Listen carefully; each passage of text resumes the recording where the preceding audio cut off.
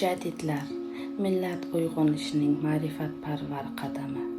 Inomjon Azimovning Jadidlar faoliyatida alifbo va imlo masalalari kitobi bu oddiy tarixiy tadqiqot emas, balki millat taqdiri bilan bog'liq ma'naviy kurash haqidagi chuqur asardir.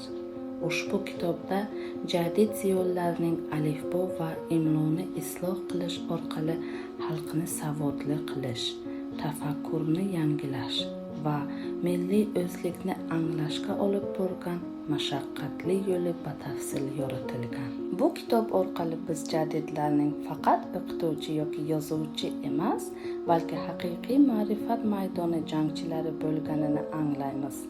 Ular uchun alifbo oddiy harflar to'plami emas, balki xalqni qorong'ulikdan nurga olib chiquvchi kalit edi. Jadidlar qoldirgan meros bu faqat tarix emas, bu ma'rifatga chorlovchi abadiy da'vatdir.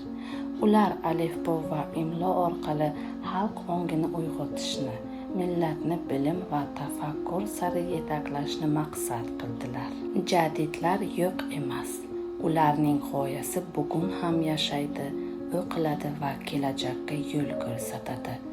Zero ma'rifat bilan boshlangan yo'l hech qachon so'nmaydi.